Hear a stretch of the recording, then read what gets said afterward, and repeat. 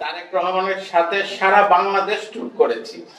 তাই আমি খালেদা জিয়া এবং তারেক রহমানের কাছে আমার সর্বোচ্চ আস্থা আছে।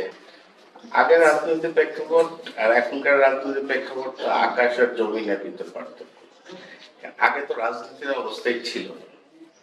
আপনারা জানেন যে দেশের কি অবস্থা ছিল, বাক স্বাধীনতা ছিল, মানুষের মৌলিক অধিকার ছিল, মানুষের যে কথা বলার যে অধিকারটা সেটাও কেড়ে নেওয়া হয়েছে।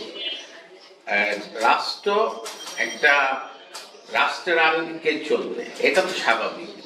তো রাষ্ট্রের যে কর্মচারীরা তাদেরকে রাষ্ট্রের কর্তা বানিয়ে দেওয়া হয়েছিল, যারা আমাদের বাজেটে ধরেন আমাদের টাকা দিয়ে যাদের বেতন হয়, ব্যবসায়ীদের কিংবা যাদের টাকা দিয়ে বেতন হয়, তারাই কিন্তু রাষ্ট্র পরিচালনা করেছে। এটা আসলে দেশের জন্য খুব দুঃখজনক আর টোটালি জাতির জন্য খুব দুঃখজনক। যেহেতু অনেক পরিবর্তন, কিন্তু দেখা যায় পিছনের যে ক্ষোভ, সেই ক্ষোভ থেকে আপনার ধরেন কর্মীরা অনেক সময় বিপথে যায়, বা দেখা যায় আওয়ামী লীগের অনেক বাড়িঘর থাকে, প্রতিষ্ঠান থাকে, সেগুলিতে তারা যে কাজগুলি করেছে হয়তো সেগুলি পুনরাবৃত্তি চলছে। তো সেক্ষেত্রে আপনার এরিয়াতে কিভাবে আপনার কর্মীদের কি ইনস্ট্রাকশন দিচ্ছেন? আপনি ভালো করে জানেন যে আমার এই 31 নম্বর ওয়ার্ডে আমি সাবেক কাউন্সিলর ছিলাম। এখানে প্রায় 95% সাধারণ জনগণ যে আছে এরা লোকাল, আর 5% জনগণ হচ্ছে বাইরের, মানে ভাড়াটিয়া কিংবা অন্যান্য। এই লোকাল জনগণ যেহেতু এখানে বসবাস করে, আমাদের এই ওয়ার্ডটি ঢাকা মহানগর দক্ষিণের ভিতর খুব পিসফুল একটি ওয়ার্ড।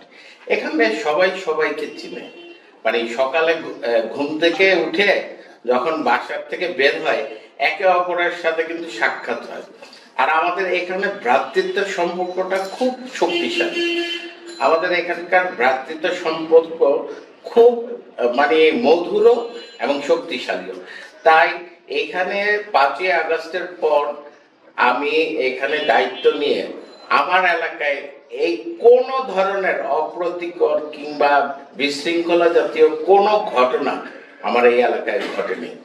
ইনশাল্লাহ আশা রাখি ভবিষ্যতে ঘটবে না। আপনারা জানেন যে একটি স্বৈর শাসকের পতন হয়েছে, দেশে একটি বিশৃঙ্খল অবস্থা তৈরি হচ্ছে। যার যার ক্ষেত্রে সবাই কিন্তু আন্দোলন করছে দাবি দাওয়া নিয়ে।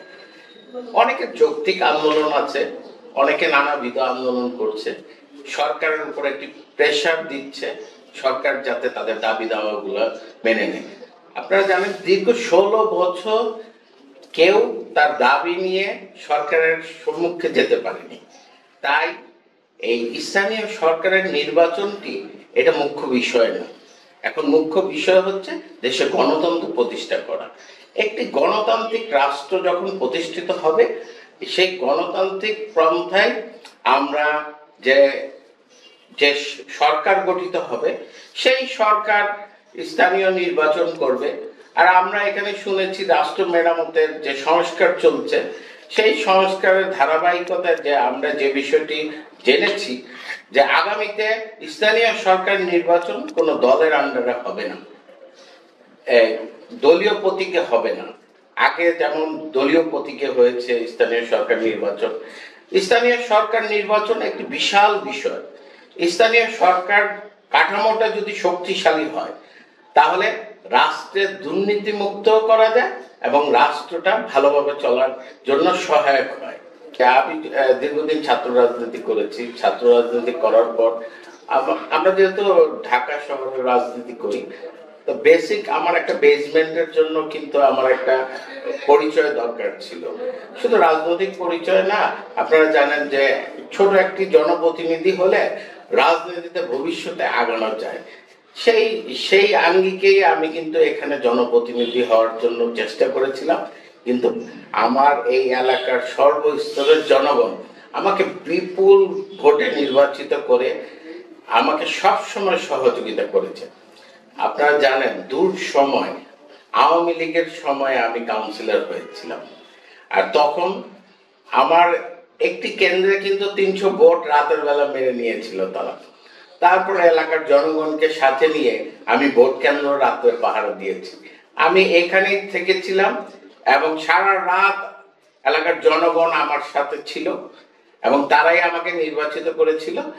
তাই আমারও ভবিষ্যৎ পরিকল্পনা আছে, যেহেতু একবার কাউন্সিলর হয়েছি, দ্বিতীয়বার আমি কাউন্সিলর নির্বাচন করিনি।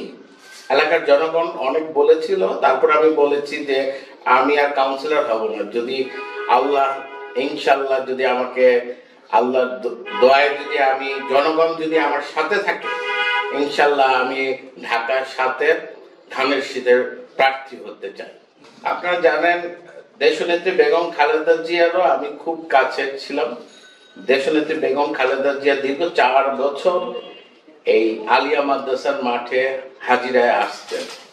সেই হিসাবে একজন ক্ষুদ্র নেতা হিসাবে আমি সে দায়িত্ব পালন করেছি এবং তারেক রহমানের সাথেও ছাত্র রাজনীতি থেকে আমার পথ চলা। আমি আমাদের ভারপ্রাপ্ত চেয়ারম্যানের সাথে সারা বাংলাদেশে আমি গিয়েছিলাম। বিভিন্ন প্রতিনিধি সভা হয়েছে, সারা বাংলাদেশে ইউনিয়ন প্রতিনিধি সভা হয়েছে, ছাত্রদের নিয়ে প্রতিনিধি সভা হয়েছে। তারেক রহমানের সাথে সারা বাংলাদেশ ট্যুর করেছি। তাই আমি খালেদা জিয়া এবং তারেক রহমানের কাছে আমার সর্বোচ্চ আস্থা আছে। ইনশাল্লাহ আমি মনে প্রাণে বিশ্বাস করি তারেক রহমান এবং খালেদা জিয়া আমাকে নিরাশ করবেন না। আমাকে তারা ঢাকার সাথে ধানের শীষের প্রার্থী হিসেবে ইনশাল্লাহ তারা মনোনীত করবে।